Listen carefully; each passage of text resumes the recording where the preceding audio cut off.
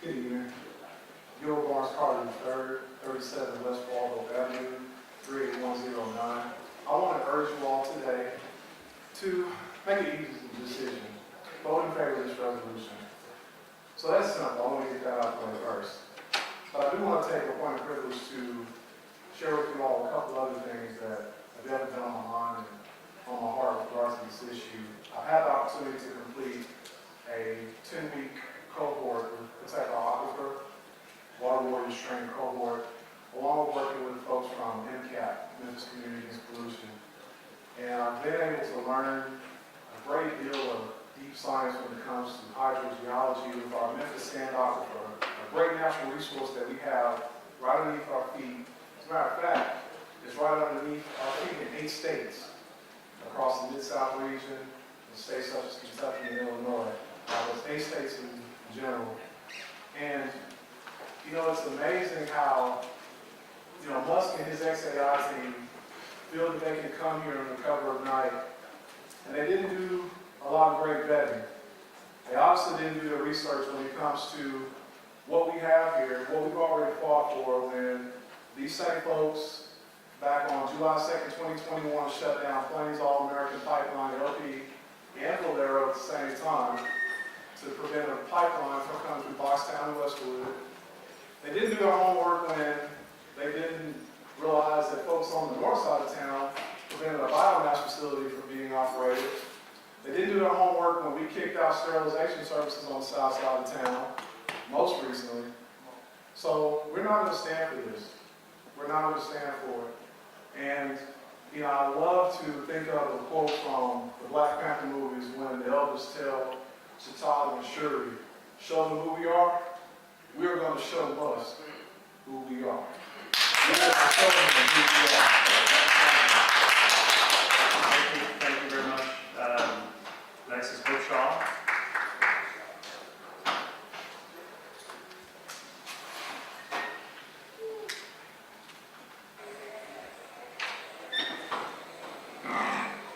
My name is Hope Shaw. I'm here to represent the 38109 neighborhood. My address is 3787 Southland.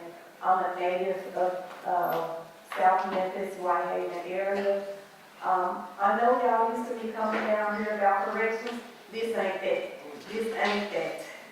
This for my town, my family, where we reside. My mom back here, my mom and my aunt, 70 years old, came down here in support of you all's resolution. We thank you for coming up with this resolution. Sometimes I know we might butt heads when I come down here, but this time, it's all thumbs up from us. Thank you, thank you, thank you. Hey, thanks so much. All right, now I'd like to invite Dr. Taylor up. If you'd like to give some remarks, and if we have any questions from commissioners, I think we'll probably place the vote on this item. But Dr. Taylor, I want to turn the floor over to you. Thank you, Chairman Medley. Good afternoon, everyone. Dr. Michelle Taylor, Director of Health Officer at the Shelby County Health Department. Let me start my comments by saying that the Health Department will host a public hearing.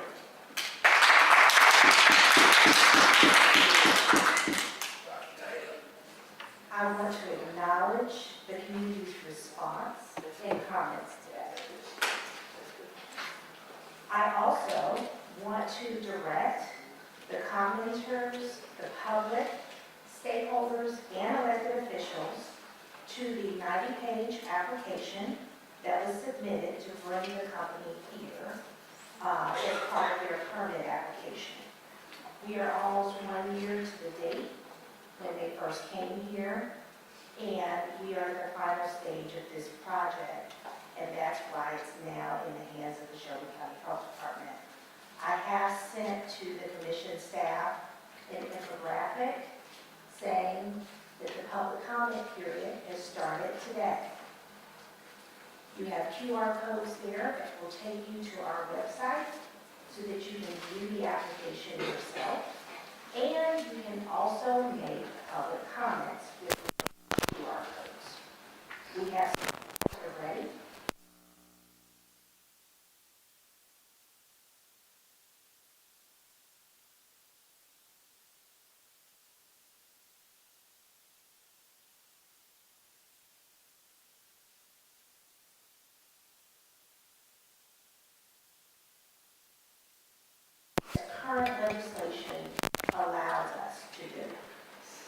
response to Councilwoman Cooper Sutton, yes, we did request an EPA community health assessment. We requested twice in 2 letters to the EPA in August. We received a response on November 1st of 2024 saying that they could not do the report. So there is no report to give you in case that's one of the questions. I can assure you and everybody in this audience, the Shelby County Health Department will do everything possible to stay within the rules and regulations while also providing the technical expertise that this commission requested on Wednesday to make sure that we are being held accountable to the community. Finally, in closing, please understand, and this is me talking as your director and health officer, an air permit, as it's issued through the Clean Air Act, does not mean that a project is healthy or of benefit to the public's interest. It only means that that air permit application meets the legal requirements to pollute the environment. That's all it means. So I am so happy that the public has come out today to make these comments. I'm also happy that the commission saw fit to bring this resolution, and I'm overjoyed that you all have joined me in this resolution, and that we will join together at this public hearing to hear from your constituents and from everybody in Shelby County who has a comment about this issue. Thank you. Okay, thank you very much, Dr. Taylor. Commissioner Ford, I'll go to you. Thank you, and for those that spoke, thank you, and Dr. Taylor, thank you. I got a couple of questions, just for those that are not listening or not here, and may have questions later.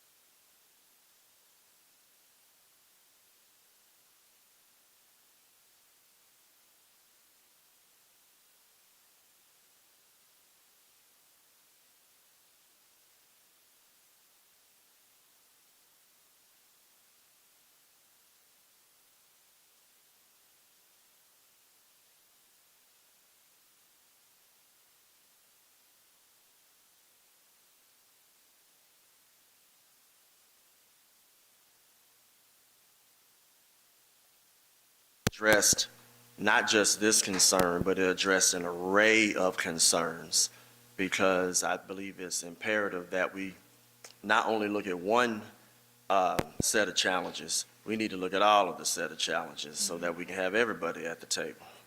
So what I'll do in my second 3 minutes, I know that, and I won't go into all of the email, but Mr. Chair, in my second 3 minutes, I did send a letter, and I think I gave it to you, I gave it to the head sponsor, and everybody should have a copy of this, so I'll discuss this, and I'm going to make one more request on record, so I'll get back into the queue. Okay, thank you, Commissioner Ford. Commissioner Thornton. Thank you, Chair. Officer Shaw, I want to get the record right. This legislation was given to me by Mr. Pearson and Latricia Adams with Young, Gifted, and Green. So shout out to them for working collaboratively to be able to get this to the floor. I was a quick champion early on. I don't know if you remember this report that you gave us as commissioners, but it showed when I was flipping through a 10-year life expectancy difference between my district, District 10, and District 2, which is Commissioner Bradford's district. So that's when I realized that, we're talking about lives here and the years that people have access to in the same county. So everything that y'all said, I echo that. I just salute you guys. We don't often get a packed house that stays around for long, so it's just nice to see such a really mixed coalition of advocates. When we think about the fights ahead of us, they're big fights, and so I hope that this base continues to grow. I will just ask Dr. Taylor, you mentioned in committee that we would schedule the meeting within the public commenting period. So do we have a date that we can speak to? 30 days is going to come and go quickly if we wait until the next meeting to announce it. So if you could just kind of tell us what you're thinking so that we can align the public hearing to this open public commenting period. So that's one question to you. And then just another one, to the leaders of MCAP, we are going to start an ad hoc, or to the chair, I'm going to submit a request to start an ad hoc so that we can look at the antiquated legislation and start to make reform. So I know that y'all will be sending lots of folks down, and we would love for your leaders to sit on that committee as well. So if y'all could just start, I'm just asking both the health department and to the organizers, those persons that need to be at the table, let's start to put those names up so that we can convene those persons, and we'll do that work. And I love Alex's push to get creative with the legislation.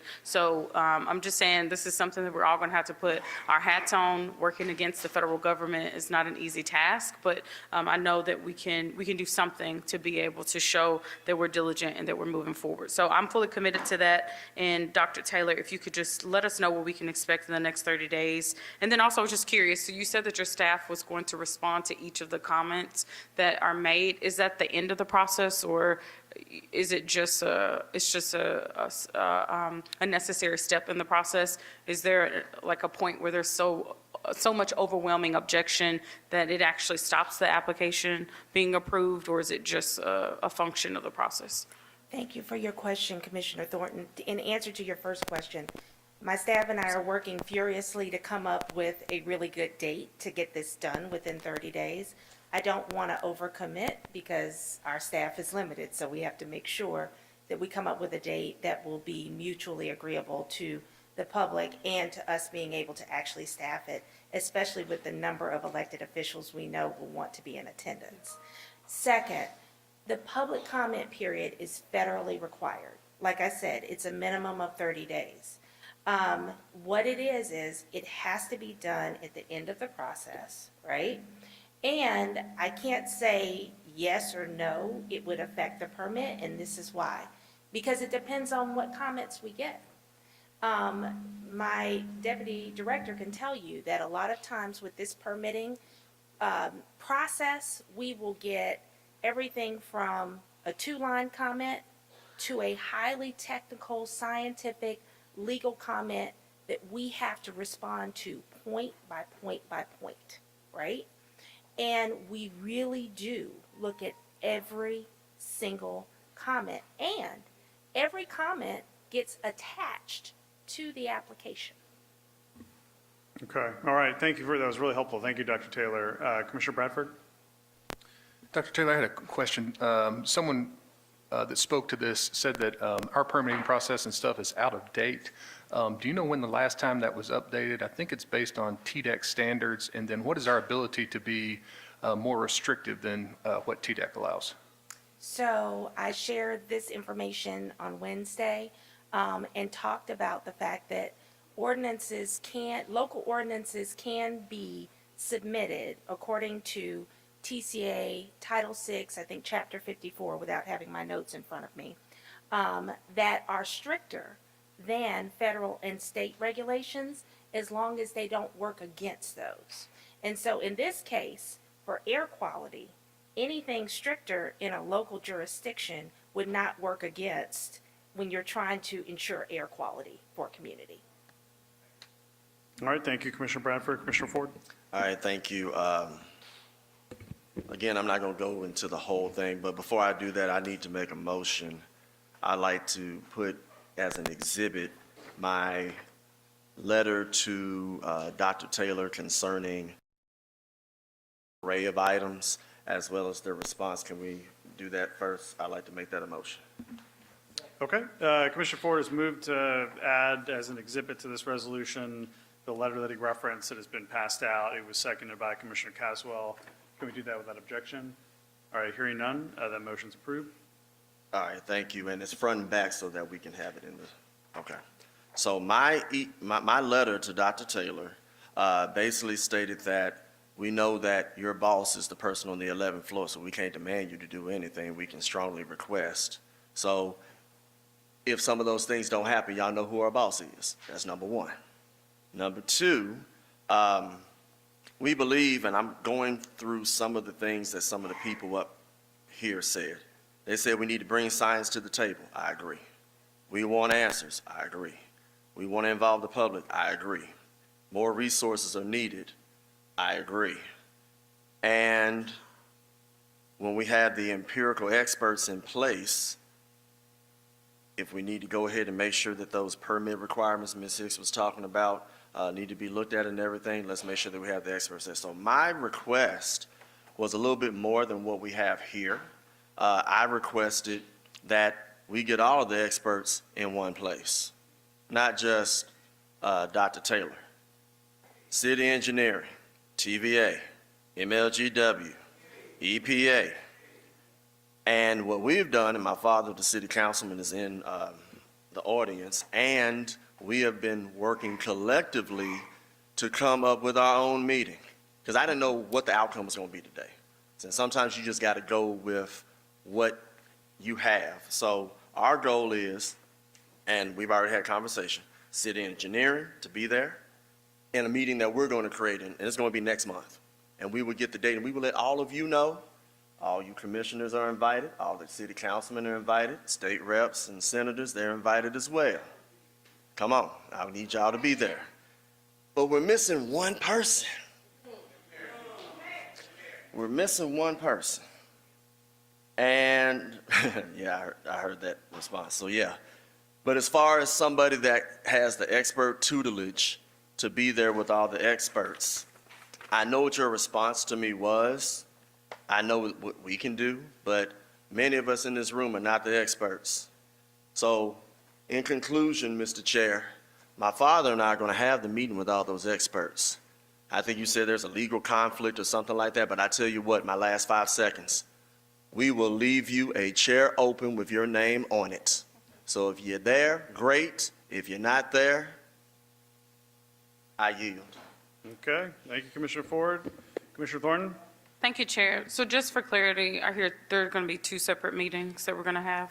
One being hosted by you, board senior. I just wanted to get clarity around like the scope of both meetings, and just, I know that it was mentioned in committee that you wanted to see a full presence from all of the elected officials associated with this issue. So are we talking about 2 meetings, or are we trying to consolidate this into Commissioner one? Ford, do you want to respond? We're going further and beyond the scope, because prior to this item coming up, we were already addressing some of the questions that were unanswered in my district at that church.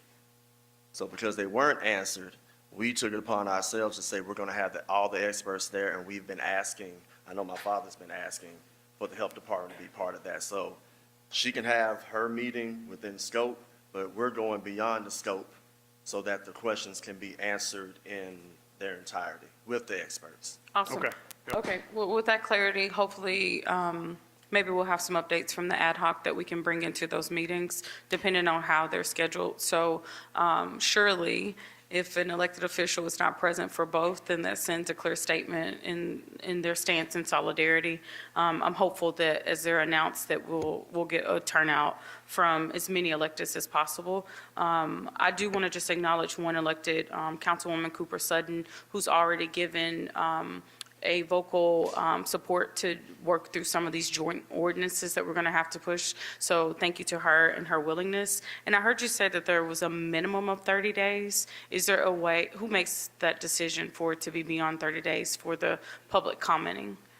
It can be requested to go longer, but normally if we're able to, if we are able to respond to every comment within that 30-day period, then normally we would cut off the public comment period at the 30-day mark, So- as written by law. Okay. The other thing I will respond to, the meeting request from Commissioner Ford.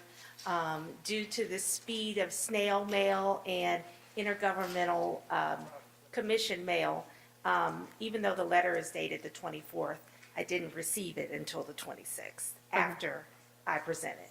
So when I requested that meeting, it was without knowledge that Commissioner Ford had already sent a letter asking that I have a meeting. Okay, awesome.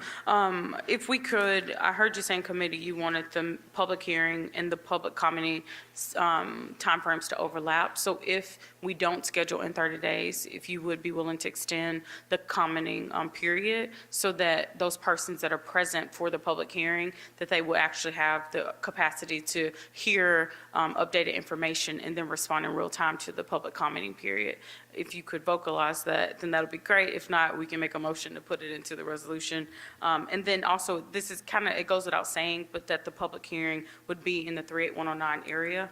I'm sure that it would be, but just wanted to be explicit to ensure that that was a commitment as well. I appreciate those comments, Commissioner Thornton. What I would ask is that you would allow me to consult with our counsel, who is an expert in these permitting issues, to make sure that I'm not misspeaking on the record about what the rules say about how we can extend the public comment period. If you'll allow me that, I will get you that information by tomorrow, and then you can be clear, and everybody can be clear about what we can legally do as the regulatory body in the Shelby County Health Department. Nice. If, just a point of information, the selection of the hearing date, is that at your sole discretion? Like, who's choosing the time frame for us to move forward? Once again, let me get with our outside counsel to make sure that I am being legally responsible and not putting the county in any extra liability. Okay, thank you. Okay, all right, thank you, Commissioner Thornton. All right, I think Commissioner is ready to vote on this item. Madam Clerk, please prepare the screen to vote.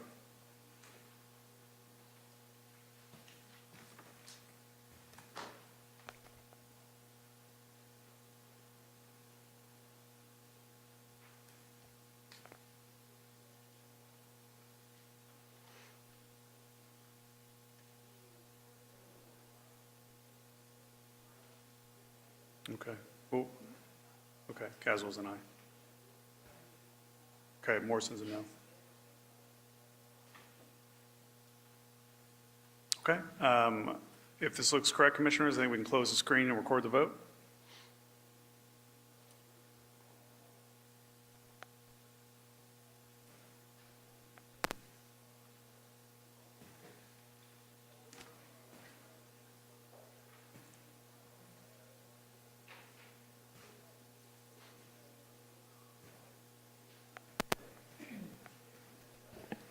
We have aye votes from Commissioners Clay Bibbs, Caswell, Sugarman, Ford, Thornton, Brooks, Lowry, and Chairman Whaley. Commissioners Mills, Wright, and Morrison have voted no. Commissioner Bradford has abstained. Have 8 ayes, 3 noes, and 1 abstain. Okay, item 22 passes. Okay. Number, thumbs up.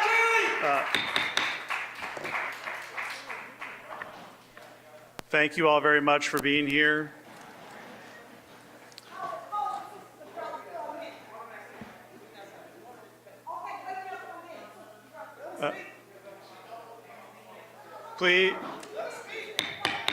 Please, everyone, as you're leaving, just help keep the noise down so we can continue on with the next item. Thank you again for being here. Commissioner Morrison supports white supremacy! Okay.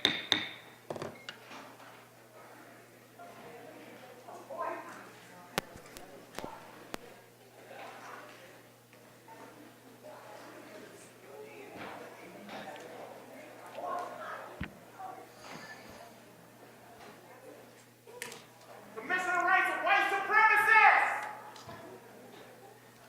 Nazi sympathizer!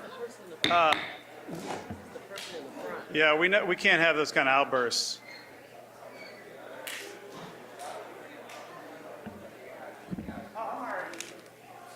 Like real.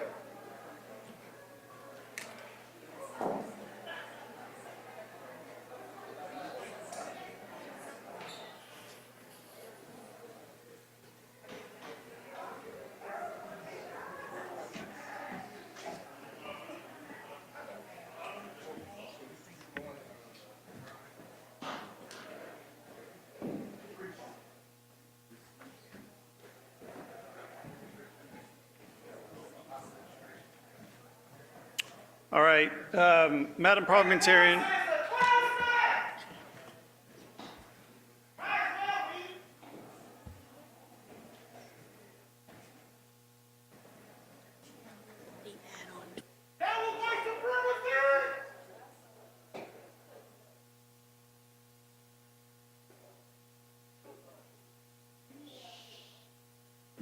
Okay, Madam Parliamentarian, you please read item 24.